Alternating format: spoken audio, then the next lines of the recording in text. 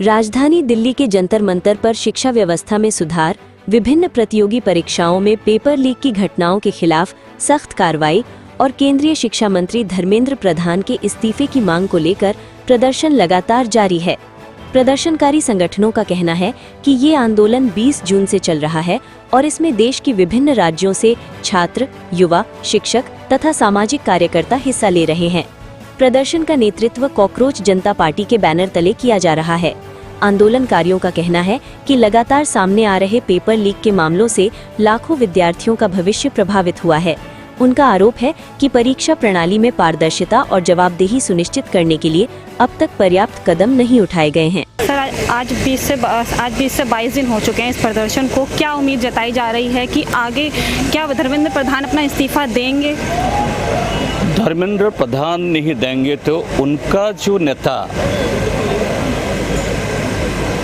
उनको ही हटना पड़ेगा, क्योंकि युवा लोग जहाँ पर ये लोग जागरूक होते हैं ना, युवा लोग जब ये कुछ इशू को लेकर रास्ता पर निकलता है, कोई भी इस दुनिया में ताकत नहीं है उनका जो कस, उनका जो मकसद को उसका रोके। और ये युवा लोग कोई पार्टी के लिए, कोई परिवार के लिए और कोई गुट के लिए नहीं है, पूरी हिंदुस्तान का जो भविष्य के लिए वो लोग यहाँ पर आए हैं। तो ये हमारा बहुत उम्मीद है,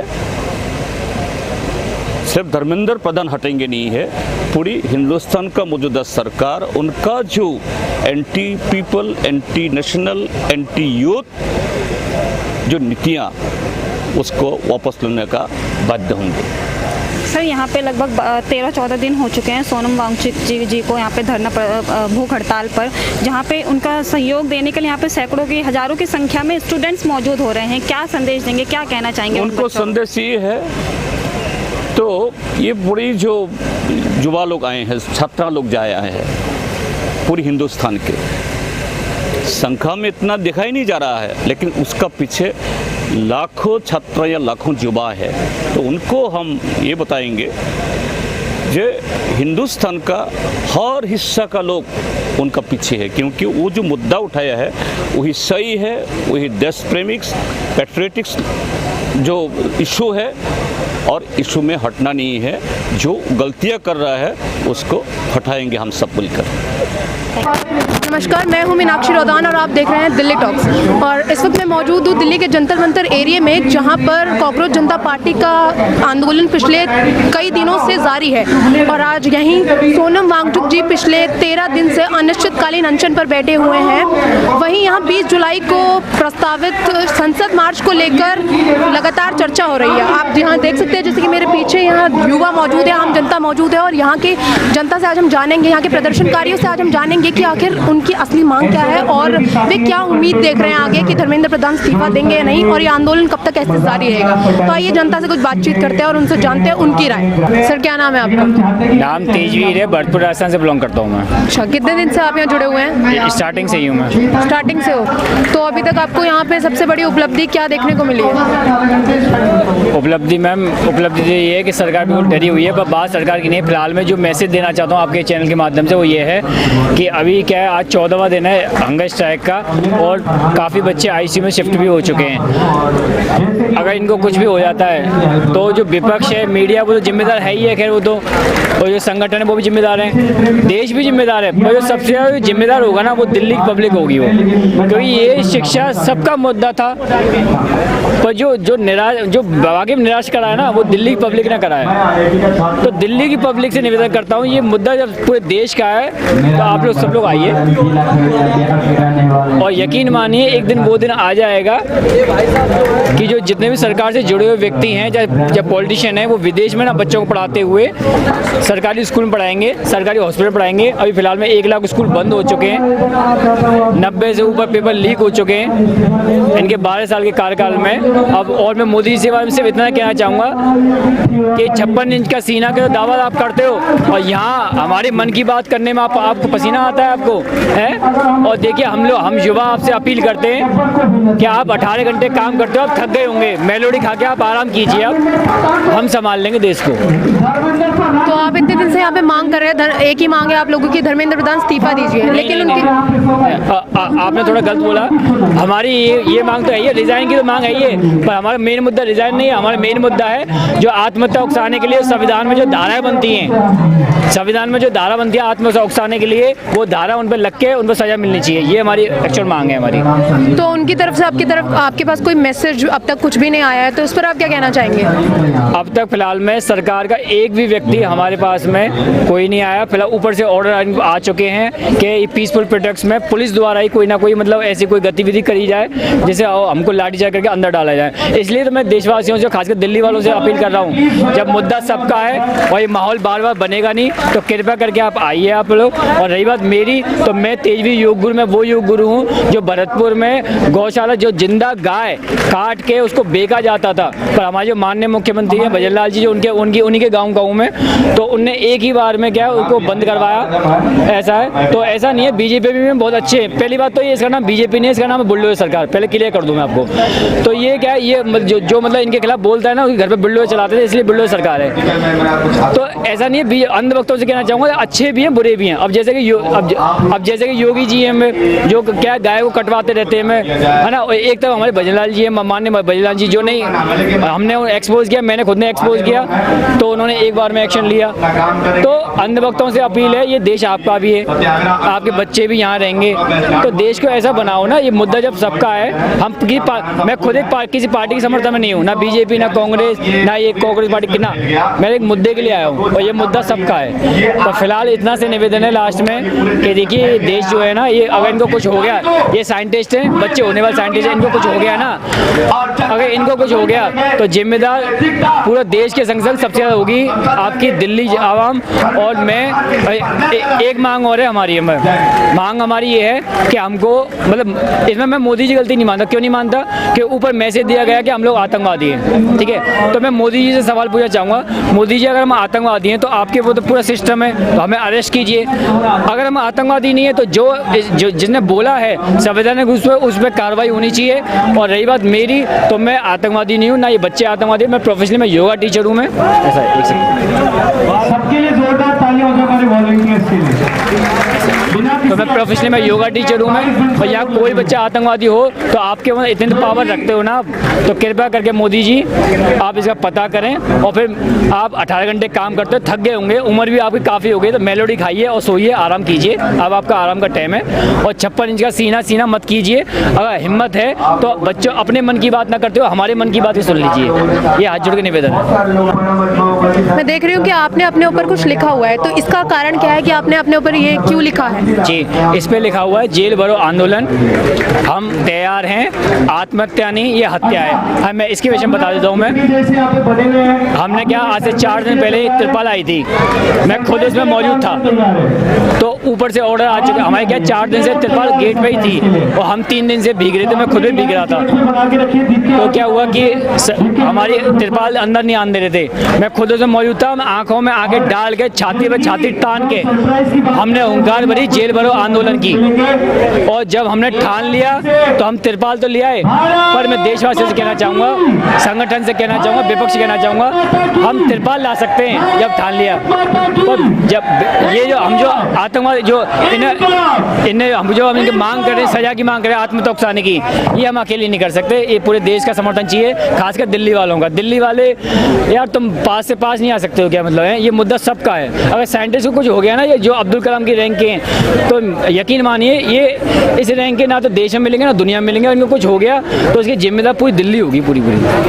तो ये दिल्ली पुलिस, अभी हाल ही में पता लगा हमें कि अभिजीत दुक्के जी कल दिल्ली पुलिस से हाथ पैर जोड़ रहे थे कि वो त्रिपाल को अंदर नहीं लाने दे रहे हैं, तो इसका क्या कारण था? ये जो वाक्य वो 3 दिन पहले का वाक्य है। हमें वो वाक्य ये था, अभी आपने हाथ पैर जोड़ने वाली स्टाइल सुनी थी, वो अंदर थी और हम लोग जो मौजूद मौजूद थे वो बाहर थे, जो हमको घेराव कर लिया था। हम खुद मौजूद थे, हमको कम 200 जवानों ने घेर कर लिया था। ऊपर से ऑर्डर आ गए थे कि इनको अरेस्ट करो जाए। तो दीप की जो सर थे ना, उन्होंने वहाँ पे पैर छुए थे और उसको हटा दिया गया, उसको इंटरनेट से पूरी तरह से हटा दिया गया उनको में, ऐसा था। तो दिल्ली पुलिस की गलती नहीं है एक्चुअल में। देखो पुलिस तो बढ़िया काम कर रही है, पर ऊपर से इतना प्रेशर है, ऊपर से प्रेशर है, वो ऊपर से इनको बता दिया गया है कि वो आतंकवादी हैं। तो कहीं ना कहीं क्या है, थोड़ा सा भी कंफ्यूज है, हर कोई कंफ्यूज है। अब दिल्ली पुलिस पता हमारा साथ दे रही है हमारा, कि दिल्ली पुलिस के बच्चे हैं इसमें। मेरी खुद वार्तालाप होती है स्टार्टिंग से, दिल्ली पुलिस हमारी समर्थन में है। मैं किसी का नाम नहीं लूँगा क्योंकि फिर उनकी नौकरी चली जाएगी, पर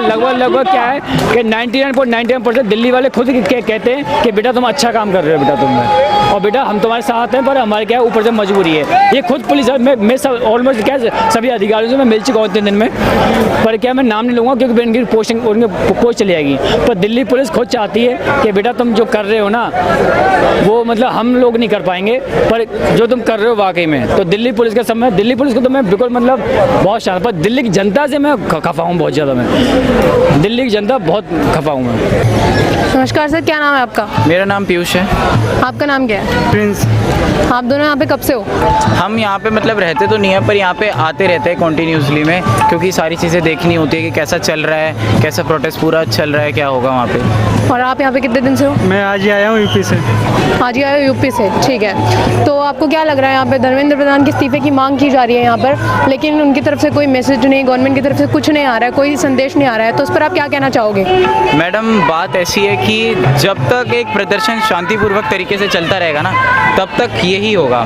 जहाँ पर भी प्रोटेस्ट थोड़ा सा वायलेंट हो जाता है, सरकार को लोगों की बातें सुननी पड़ती है, पर ये लोग एकदम आराम से प्रदर्शन कर रहे हैं, किसी को तंग नहीं कर रहे, तो इनके साथ यही गलत हो रहा है। इनको तिरपाल तक अंदर ले जाने में इतने दिन तक इन्होंने रोक के रखा पुलिस वालों ने। खुद वो लोग वहाँ पे बैठे हैं एकदम आराम से, कोई उनको मतलब गर्मी नहीं लग रही, आराम से कूलर एसी सब लगे हैं उनके लिए, पर इनके साथ क्या हो रहा है देखो। तो आपका इस पर क्या कहना है सर, कि जो दिल्ली पुलिस कहीं ना कहीं मतलब इन लोगों के बीच अड़चन का काम कर रही है, या सरकार किसी ना किसी तरह रोकने का काम कर रही है? बिल्कुल कर रही है, जाने नहीं दे रही तिलपार के अंदर। अच्छा, तो और आपको क्या उम्मीद लग रही है आगे की, फिर क्या हो सकता है आगे? मैडम बात ऐसी है कि जब तक ऐसी सरकार रहेगी या ऐसा सिस्टम रहेगा ना, तब तक पेपर लीक्स बंद नहीं होंगे। हमारे को अच्छा रिफॉर्म चाहिए कि हमारे को अपने सिस्टम के एकदम ये सब जो बीच में पैसे खाने वाले बंदे होते हैं कि पैसे खा के पेपर लीक कर देते हैं, इनको हमारे को हटाना है। एक बारी मैं तो कह रहा हूँ दोबारा से पूरा का पूरा एजुकेशन डिपार्टमेंट ही बदल दो। तो इसके बाद आप किसको देख रहे हैं कि सरकार, अगर धर्मेंद्र प्रधान जी अपना इस्तीफा दे देते हैं, तो उसके बाद आप सत्ता में किसको देख रहे हो कि किसको अकाउंटेबिलिटी लेनी चाहिए? एजुकेशन के हिसाब से अभी कोई बंदा तो दिमाग में है नहीं, बाकी सोच समझ के अच्छा डिसीजन ले सरकार कि किसको बिठाना है, जो करप्ट ना हो और पूरे छात्रों की मदद भी करे। सर आप कुछ कहना चाहेंगे? जी वो पूछिए, क्या पूछना चाहोगे? धर्मेंद्र प्रधान जी के इस्तीफे की मांग हो रही है यहाँ पर इतने दिन से, लेकिन सरकार की तरफ से कोई मैसेज नहीं, कोई कुछ नहीं, कोई संदेश नहीं आ रहा, तो इस पर आप क्या कहना चाहेंगे? दरअसल आपने बहुत अच्छा सवाल किया है ये। दरअसल यहाँ पर लोग भूखे भी मर रहे हैं और अपना टाइम बहुत यहाँ पर बर्बाद भी कर रहे हैं, लेकिन बर्बाद नहीं कहूँगा मैं से, ये अपना मेहनत कर रहे हैं, उस पर ये सरकार के कान पर जूं नहीं रेंग रहा है। उसका सबसे बड़ा कारण ये है कि हम यहाँ पर आ रहे हैं और प्रोटेस्ट कर रहे हैं, भूखे मर रहे हैं, लेकिन बाहर तक आवाज़ पहुँचाने के लिए सिर्फ लोकल मीडिया आ रही है। जो नेशनल लेवल की जो मीडिया है वह अब तो गोदी मीडिया हो गई, वो तो यहाँ आएगी नहीं। दरअसल आप जैसे लोग हैं जो मेहनत कर रहे हैं यहाँ पर, हमारी आवाज़ को बाहर तक पहुँचा रहे हैं, लेकिन यहाँ पर इस्तीफा लेने के लिए धर्मेंद्र प्रधान से इस्तीफा लेने का एक सबसे बड़ा रीज़न हो सकता है कि यहाँ पर आए, यहाँ पर नेता विधायक और मंत्री जो विपक्ष के बैठे हुए हैं वो यहाँ पर आएँ, यहाँ समर्थन दें और अपनी आवाज़ को देश की सर्वोच्च संसद में उठाएं, जिससे उन पर प्रेशर पड़ेगा और धर्मेंद्र प्रधान को इस्तीफा देना पड़ेगा। विपक्ष को और मेरा कहने का मतलब विपक्ष को आवाज़ उठानी पड़ेगी, तभी कुछ हो सकता है। नहीं तो यहाँ पर ये सरकार इतनी गूंगी और बहरी है कि इनको कुछ नहीं दिखाई देता, ये अंधे और बहरे और गूंगे हो गए हैं। तो ये आंदोलन अब कितने दिन तक जारी रहेगा? जब तक धर्मेंद्र प्रधान जी इस्तीफा नहीं देते हैं तब तक ये आंदोलन जारी रहेगा। हाँ जी सर, आप कुछ कहना चाह रहे हैं? जब तक नहीं देंगे, जब तक हम जारी रहेंगे यहाँ पर। ठीक है, धन्यवाद। दे दें, बस जल्दी दे दें तो इनका चले जाएँ सब लोग घर, अपना काम धाम दे के जाके।